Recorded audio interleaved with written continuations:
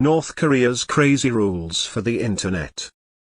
North Korea's leader imposed strict laws in 2014, causing widespread fear and suspicion.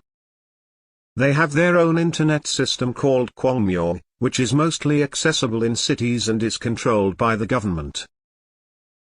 Most people in rural areas do not have access to the internet.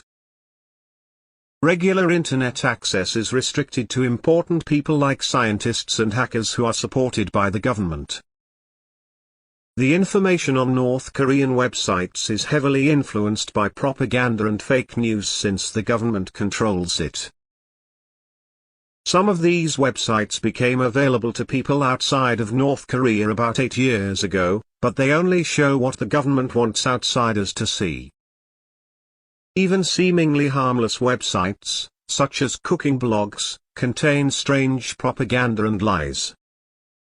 According to one website, North Korea has been a homogeneous country since the start of human civilization, with a culture going back 500,000 years.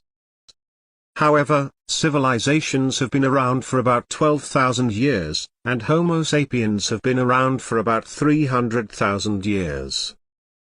The government tells these stories to maintain control, even though people who have faced hunger and hardship can see right through the lies. However, openly discussing these issues within the country is difficult, and spreading information outside of North Korea is even more difficult. The internet in North Korea is filled with pages that greatly praise Comrade Kim Jong-un and the accomplishments of the leaders who came before him. North Koreans think that Americans can be easily influenced by propaganda and call them sheeple, a term they would use if they knew it. They even express anti-American feelings in movie reviews. For example, one review talks about a film called Outcry of Mothers that wrongly blames the US for executing North Korean children.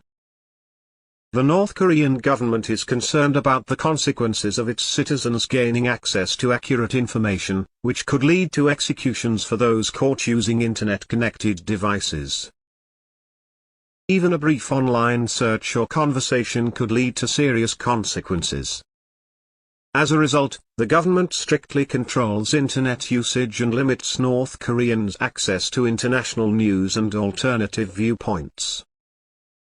Article 60, which was updated in 2014, imposes severe punishments on those who watch foreign content, including South Korean TV shows, as it is viewed as an attempt to overthrow the state. Simply viewing online content can result in imprisonment in re-education camps or even execution. The North Korean government seeks to control the narrative and keep its citizens from being exposed to opposing viewpoints. The State Security Department, SSD, actively pursues individuals who make contact with the outside world, as seen in the case of Ri Kyung-ho and his family.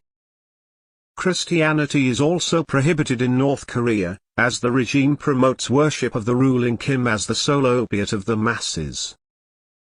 As a deterrent, the government uses public displays of violence, such as public executions. Watching foreign dramas exposes North Koreans to a different way of life and puts the government's control under inspection. The authorities see this as a potential threat and intend to put down any changes in people's attitudes. Recent cases have demonstrated that even non-online content, such as USB copies of shows like Squid Game, can result in harsh penalties, including life behind bars for traffickers and hard labor for students. The government sees American pop music and YouTube shows as significant threats to their information control, which can result in harsh consequences. North Korea created a Facebook duplicate that briefly appeared on their internet in 2016, but it's unclear why. North Korean social media would likely share a positive and unquestioning narrative, unlike platforms such as Twitter. In 2016, North Korea's state television introduced the Manbang Box, which offered a limited Netflix-like service with 5 channels and a documentary channel. The North Korean internet is known for being temporary, with news disappearing quickly to avoid contradicting or questioning previous statements.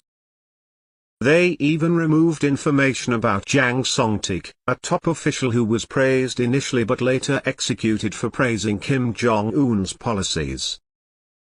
Official executions and disappearances are common in North Korea, and the state works hard to erase any online presence of those individuals. Mimicking the accent or singing songs that sound like South Korean music can also lead to arrest. Pirated digital content has revealed clear differences between North and South Korea, such as learning about weight loss diets while North Koreans are starving. However, some defectors have been able to access foreign content while in North Korea, showing that people are becoming more aware of the outside world. Changes are expected to occur soon as more people access foreign content. The availability of Korean phones in North Korea, although they can only make domestic calls and do not have internet access, suggests a gradual shift. It's known that Kim Jong-un and top officials have regular internet access, using platforms like Instagram, Facebook, Amazon, and playing online games like World of Tanks. The exposure of contradictions and hypocrisies is gradually weakening the regime's grip.